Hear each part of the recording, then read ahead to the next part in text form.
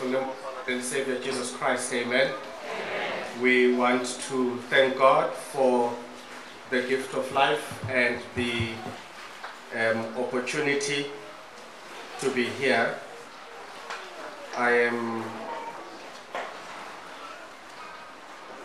so far blessed and enjoying being here, and also at the same time learning a few things that are different, which is the gift of traveling. You get to see the way things are done in different places. How many of us here were born here in KISII? Born here in this area? How many of us have ever left this place for more than 1 week? More than 1 week left this place? All right. How many of us here have ever left this county? Went outside the county? Let me see. Hands. If you've ever left, good, okay. Now, how many of us have ever left Kenya before? Okay, went outside of Kenya to another country. Okay, good. Now, how many of us have left Africa to travel in other countries outside of Africa? Okay, I do see quite a few hands. It is extremely important that you find a way in life to travel. Are you with me, saints? Traveling does not mean you have a lot of money. But whenever God offers an opportunity for you to travel, please take it. You know why? A fool is as wise as the wisdom of the places he has gone. Sometimes I listen to people saying, in the Adventist church we don't do this. And I say, you've not been to Philippines. You've not been to South Africa. You've not been to the United States, where you would find people do things you call un-Adventist. Yet they are Adventists like you. Sometimes when you say, we Adventists don't do this, what do you mean? We Kenyan Adventists. You get my point? So it is a pleasure to be here to see how you do things, and I am enjoying, I am listening as people talk, as you sing, as you do your things, and it's wonderful experiences. It adds on my little treasure of wisdom. Wherever I go, I can now say, no, I've seen how they do things in KISII, this is how it's done. So may God bless you, and may God bless all of us during this camp meeting. So one of the things that I've learned is that the same song is sung in two different ways here. All right? 337 and 338. Am I correct? Yeah. Two different tunes. Yeah. When he called for 338, but we sang 337. I'm learning. I'm learning. Yesterday when they called 338, I sang 337. Because I know 337 from back home. Now today they called 338, we sang 337. So it's a nice experience. I'm learning. Let me also greet the children who are here. Are the children here? If you're happy and you know it, clap your hands. If you're happy and you know it, clap your hands. If you're happy and you know it and you really want to show it, if you're happy and you know it, clap your hands. You are here. Thank you. Let's read John chapter 3. John chapter 3.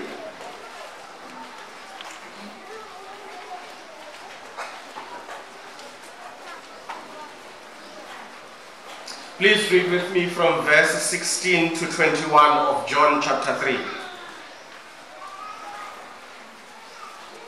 John chapter 3. So we are in the New Testament, and it will be the fourth gospel. It will be Matthew, Mark, Luke, and John. John, the third chapter, chapter 3. And then we are going to start reading from verse 16, and I read in your hearing. For God so loved the world that he gave his only begotten Son, that whoever believes in him shall not perish, but have eternal life. For God did not send the Son into the world to judge the world, but that the world might be saved through him. He who believes in him is not judged. He who does not believe has been judged already, because he has not believed in the name of the only begotten Son of God. This is the judgment, that the light has come into the world, and men loved darkness rather than the light, for their deeds were evil. For everyone who does evil hates the light, and does not come to the light, for fear that his deeds will be exposed. But he who practices the truth comes to the light, so that his deeds may be manifested as having been wrought in God. Let us pray. Our God and our Father, once again, thank you for the privilege to be reading your word, and we pray, more than reading it, may it result in our salvation. This is why we pray for your presence, Holy Spirit. In the name of Jesus we pray, amen. In the book of John, the 3rd chapter, we are told of this visit by the gentleman whose name is Nicodemus. The Bible tells us that he was a Pharisee, and he was a significant individual. In fact, in my translation it says he was a ruler of the Jews, and that by default means he was not just a Pharisee, but one of highly senior position, so probably a member of the Sanhedrin, a significant member. And the Bible says this man came at night to come and to meet Jesus, from which now we have people saying when we do things at night, then you do them Nicodemously, because it's things that are done in the night, just as he visited Jesus at night. And one of the questions that we could ask is, of course, why would he visit Jesus at night and not during the day? It has nothing much to do with Nicodemus, but on the other hand, it has a lot to do with who Jesus is. You will recall that when Christ is born, he is not born in a natural way in terms of conceiving. He is made of man and made of God, as the Bible teaches us and as we affirm also in our doctrinal beliefs. Now, one of the challenges with that is Mary and Joseph did not hide the truth about the birth of Jesus Christ. Whenever people would ask, whose child is this? Joseph would gladly say that I am a father to the child that is conceived of God. Are we still together, saints? Now, for the community, that was a problem, because it was not believed in any form of Jewish theology that God can ever get a human being pregnant. As a result, the leaders of the community decided that Mary must speak the truth. If she had an affair with another man and got pregnant, and now Joseph is trying to cover his own embarrassment and her shame by saying this is God's child. Are we still together? So they wanted the truth. Imagine for a minute with me. Do not think about this in the context of the Bible. Imagine your brother comes home and says, I've come to tell you that my wife is pregnant, but the father is the Holy Spirit. You understand? Many of us would really say, please, brother, sit down. Let's talk about this. Are we still together? I don't know if here you've got problems of love potions. Okay, in my country we've got witchcraft of love potions. So we may even say to our brother, we think your wife put something on the stew. Now you are believing all of this nonsense. You are saying your wife is pregnant from the Holy Spirit. It was inconceivable that the Holy Spirit could get a human being pregnant. This is why the leaders of the community then said, this child that Mary will give birth to is an illegitimate child, not born in a proper family, not born in wedlock. until you tell us the truth about who the father of this child is, this child is not allowed to attend the children's synagogue school with our children. How can our children sit in the same classroom with a child who believes God is his father? When he plays with our children, what will he say to them? Are you following me? This was a problem. The birth of Jesus was a cultural, social, family problem, even before we think about it spiritually. Now, let me help us understand, because it influences this text. As a result, when Jesus grows up, he did not have the benefit of being taught in the synagogue like other children. His scriptures, he was taught by Joseph directly. Are you with me? He was taught by Mary directly. He could not sit with other kids. This is why the Bible says, at the age of 12, when he was found at the sanctuary, in the tabernacle with them, what was he doing? Two things. The Bible says he asked them questions of authority and gave them answers of authority. And the Bible says they asked, is this not the son of Mary and Joseph? Where then did he get this knowledge? Why? We know we did not train him. Who then is his teacher? Make sense? This is also why Nicodemus had to see him at night.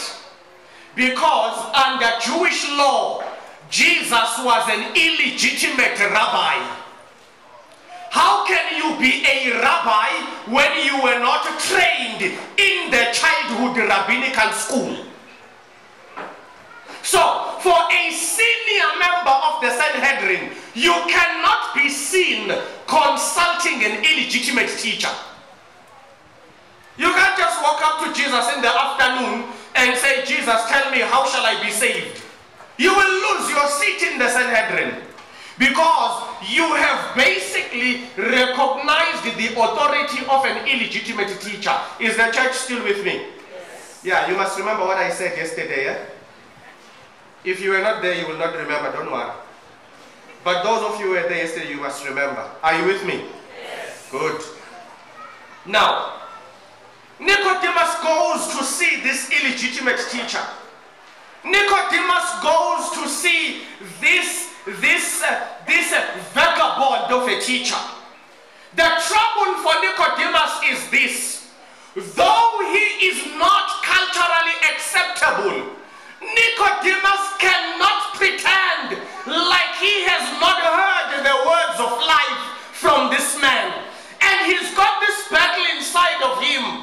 How is it that an illegitimate teacher speaks words from heaven? Why am I being healed by words spoken by the wrong teacher? If he is the wrong one, then how come his words give us life?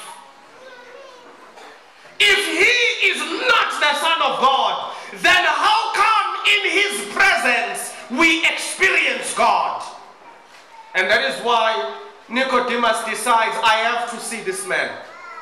I have to see this man, though it compromises my position. And I want to suggest and challenge you this morning that one of the greatest challenges of life is when Christ speaks to you and addresses your life, and he puts you in a position where you can no longer hide, where it is impossible to ignore what he has said to you. What is baptism? Baptism is when we acknowledge that what God has said to us, we can no longer pretend like we did not hear. That is repentance. That is to admit, to accept that what God has done for me is no longer something I can pretend did not happen. And so Nicodemus goes to see Jesus. And when he gets to Jesus, they begin a discussion about salvation. And Jesus says to Nicodemus, I want to tell you that you cannot be saved unless you are born again. And of course, Nicodemus asks, old as I am, can I still return into my mother's womb? And Jesus says to him, of course, I speak things that you may not understand in the mind of the flesh. You need to enter again that watery grave of baptism and come out of it, reborn, ready to begin a new life. And Jesus says to him, when you are in me, you live by the Spirit and not by the flesh. And that is one of the challenges of faith, living according to the Spirit and not according to the flesh. Because the flesh desires things that are not understandable in the Spirit. And the Spirit desires things that are not understandable in the flesh. But here is the key. When we live in the Spirit can instruct the flesh, but the flesh cannot instruct the Spirit. So when you live in the Spirit, you have authority over the flesh. But when you live in the flesh, you have no authority over matters of the Spirit. And so many of us are satisfied only exercising limited partial power of the flesh, when in Christ we could exercise power over the flesh and the Spirit if we wholeheartedly give ourselves to Jesus.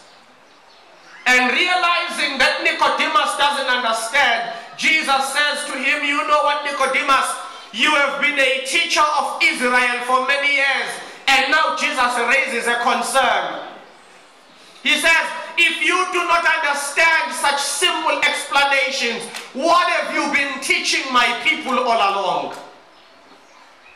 And I suppose and suspect what Jesus was saying to all of us is that before you can even lead God's church, do you have a firm understanding of salvation? Now, these days in our churches we find so many elders and pastors who are experts of politics but not experts of the Spirit.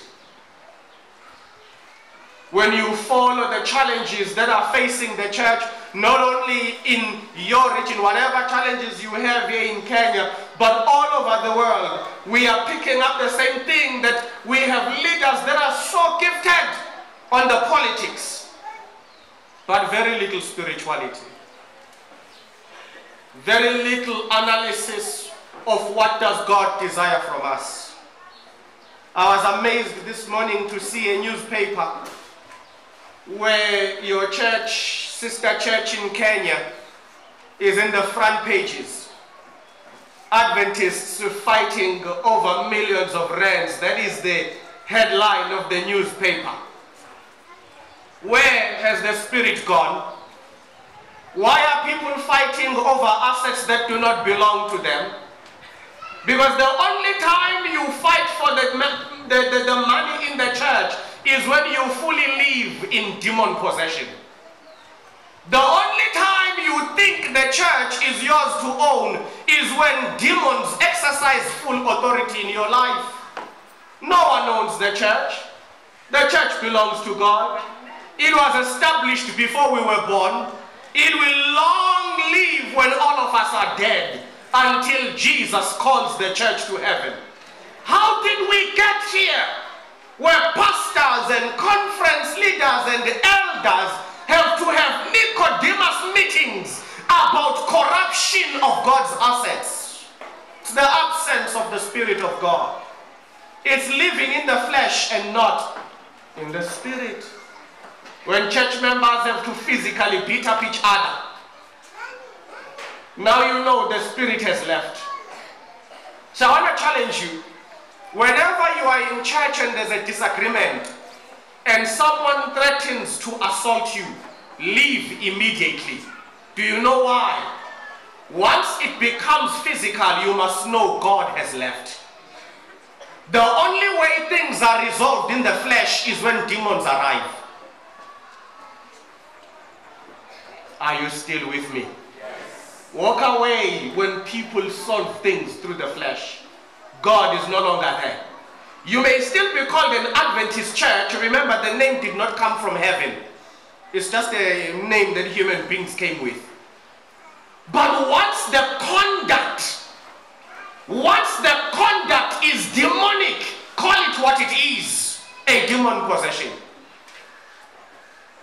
Always seek the Spirit of God in everything you do. Seek God's guidance. Resolve nothing by your own understanding. Do not lead God's people by your own understanding. In everything you do, seek the mandate of the kingdom of God. Whether you sing or you teach or you preach or you pray, let us do nothing for the glory of mankind, but only for the glory of God and God alone. When we preach, it should not be so that when you leave the pulpit, people will say, powerful sermon, elder, powerful sermon, pastor. For I tell you the truth, even sermons can be inspired by demons if it is for the glory of a human being. Give glory to God at all times. Honor Him in everything you do. And when God is not being given a chance to lead, walk away. Because if God is not leading, then which other spirit is leading? You cannot pretend not to see when darkness is at work. You must be spiritually minded. See where God is. See where God is not. And choose the side of godliness. Then Jesus speaks to this man in a very interesting form of language. Realizing that Nicodemus perhaps does not fully understand salvation, Jesus then says to him, listen here. For God so loved the world that He gave His only begotten Son, so that whosoever believes in Him may not perish but have eternal life. A few things we want to talk about from this scripture. Number one, for God. Deadline. You know, as a Christian, I listen to many songs. I have noticed that there are many songs that are written about the love of God. And yet for me, those songs miss something very important. You need to read Genesis 3:16, John 3:16 very well. Jesus did not say, for love so loved the world. He says, for God so loved the world. In other words, love did not save us. Love does not save anybody. Only when the love comes from God does it result in redemption. Angels could have loved us. They would have never saved us. I love my wife. I love my sons. Even if I was crucified and resurrected 10,000 times, my blood will never save them. Love does not save. It is who the love comes from that made the difference. We were loved by God. And that is why we were saved. And Jesus puts it properly for us. He says, for God. Never forget that. For God so loved. Not angels, not our parents, not our leaders. God is the one that loved us. And God is the only one in the universe whose love results in redemption. My love for my family results in groceries, school fees, clothes, holidays, paying for medical care. That's my love. There is no redemption in it.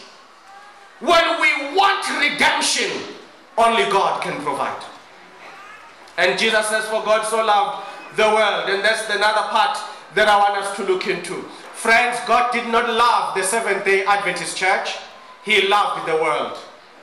Don't confuse the two. The Seventh-day Adventist Church must always be reminded, being a remnant does not mean you hold copyrights to salvation. God did not love you.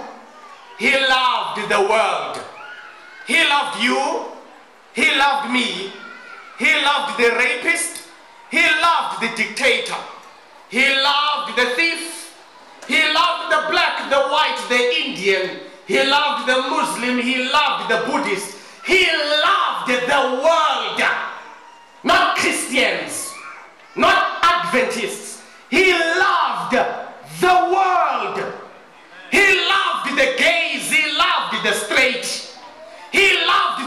witches. He loved the murderers. He loved the world. Sometimes we walk around like God is your cousin. He only loves you. I've seen Christians who talk to other people like they are not human. They are animals. The only human is you. John 3:16 does not say he loved the church. He loved the world. And let me tell you, he loved the world in all its despicable nature.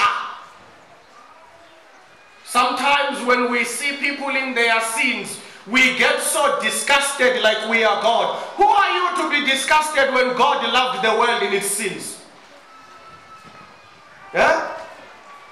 Oh no, I don't talk to gay people. I don't speak to Muslims, really. You, a sinner, your love is discriminating when the God who is sinless did not discriminate. How?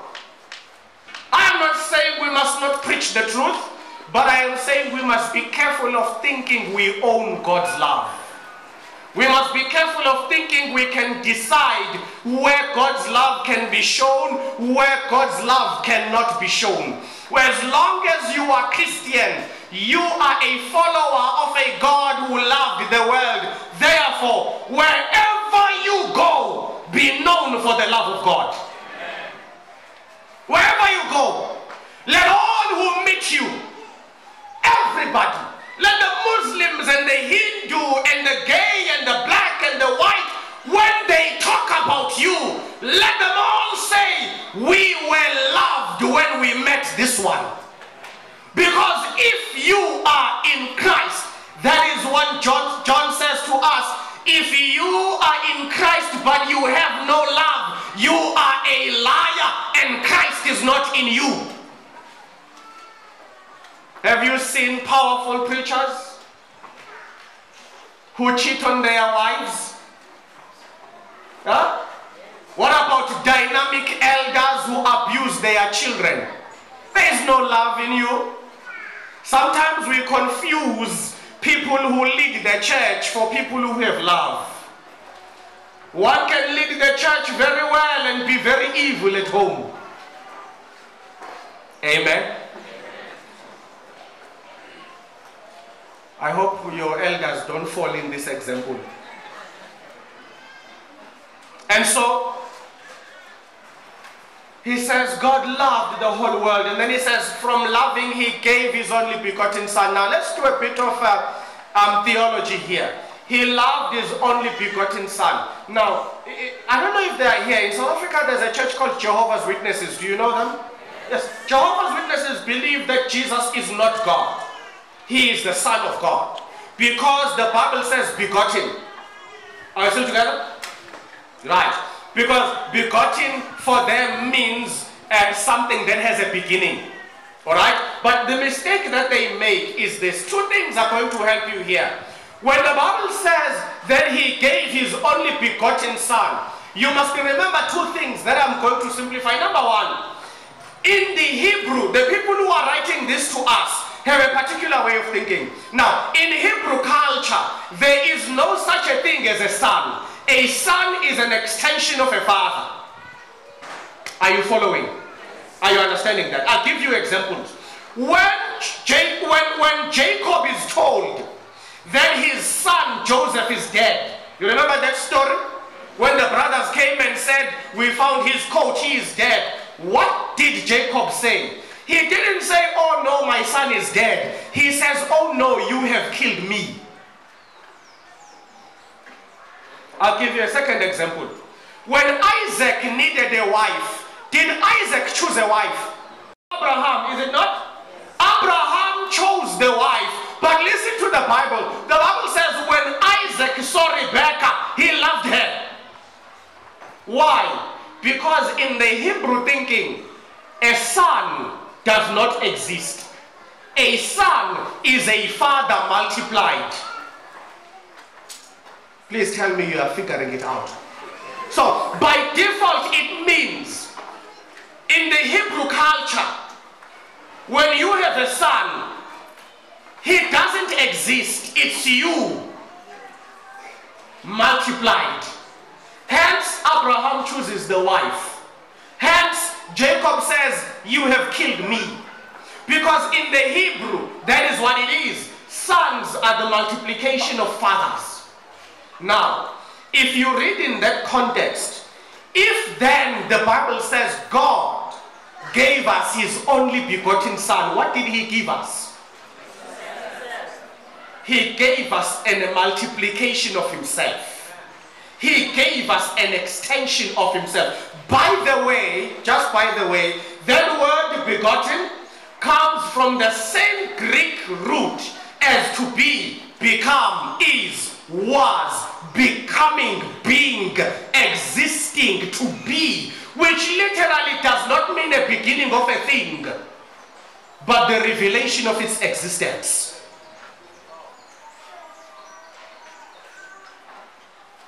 Are we together? And so whenever you resolve this issue, Christ is not the Son of God insofar as he is the beginning of something new. Christ is the Son of God insofar as he is the manifestation of God in the flesh. Together, saints. Now, he says God did all of this. God loved the world, gave his only begotten son, so that whoever believes may not perish, but have everlasting life. Now this is where the streets separate. He loved the whole world. True. But he can only save those who believed. Are you with me? The love is for the whole world. But the salvation requires you to believe. And this is what Nicodemus had come for. To know how can he be saved. And Jesus says you have to believe. Believe in who? Believe in me, the Son of God. If you believe in me, I am the only one who can make sure that you do not perish, but that you have everlasting life. I want to share a story with you that I was told many years ago. There was a man who was a fisherman. And the story comes from around your region in the Great Lakes. They say this man had a son who was about 10 years old. And this son had a best friend who was a neighbor's child. And this young man would come to his father and say, when you go fishing, please, please, please, would you take me with you? And the story says the man would always say, not yet, not yet. But eventually, the young boy insisted and the father agreed that tomorrow I am taking you fishing. And the boy said, can my friend also come? And the man said, yes, both of you will come. Very early in the morning, before the sun rose, the man woke up the two boys, took his nets, took his boat, and pushed from the shore and went into the waters for fishing. Then the story says that a storm began while they were fishing. A powerful wind that pushed the boat, and the boat capsized, and as the boat capsized, the boys began to drown. The man, being an experienced fisherman and swimmer, went underwater to try and save the boys. What did he find? The two young boys were sinking in water, sinking at the same speed, sinking at equal distances apart.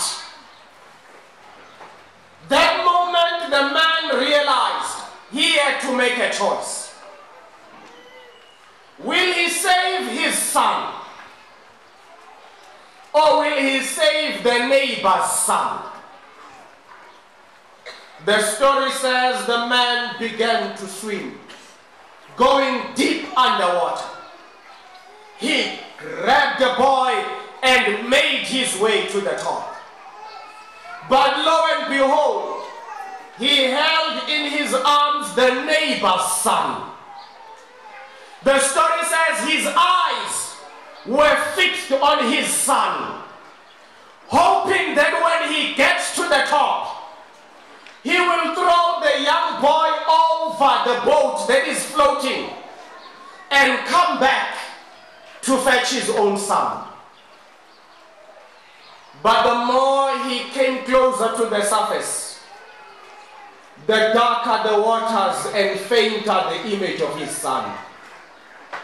By the time he reached the top, his son could not be seen. When we talk about salvation, when we talk about the theme saved by grace, I will tell you what we are talking about. You see, at Calvary, we are talking about the story of two sons that were sinking. The cross is about that dreadful weekend when on the cross, two lives were at stake. It was either the sons and daughters of Adam or the Son of God. And when we talk about salvation, we are talking about a God who chose to swim for us, leaving his own son behind in the grave. See, when we talk about the cross of Calvary, we are talking about how God, on that weekend, came into the rivers of sin. And while his son was dying, he made the choice to grab the descendants of Adam and swim with us to the top, leaving his own son to die. That is salvation. That Christ swam for us and lost his life in the process so that we may have eternal life. There is no greater grace one can preach than to remind all of us that our salvation came at a cost. The cost of God leaving his own self in the grave so that the sons and daughters of Adam may breathe and breathe eternal life. God bless you. Amen. We stand and sit in this sanctuary. Some of us have already many years ago made the choice to follow you. And as we come to this camp meeting with this great theme of being saved by grace, we find ourselves reminded almost as if we are renewing our marital vows with you of that great gift of sacrifice that you made for us. We look to our children who as of yet have not decided for you, and we look with prayerful longing for the day when they too shall choose you as their Lord and Savior and experience this joy of redemption that now lives in us. Oh Father, we thank you when we consider truly that had this grace and love not come from you, we would not have been saved. Then we are truly filled with greater joy, knowing that absolutely no one could have saved us other than you. And we thank you that knowing that we were your only option, you did not choose to reserve yourself or deny us you, even at the cost of your own death. Knowing that you were our only option, you lovingly gave yourself to us. And for that we are eternally grateful. And now to him who is able to do immeasurably more than all we could ask or imagine, to him who is able to present us faultless and blameless before the throne of grace, to our only true God, invisible and incorruptible, be honor and glory in the name of Jesus. Amen.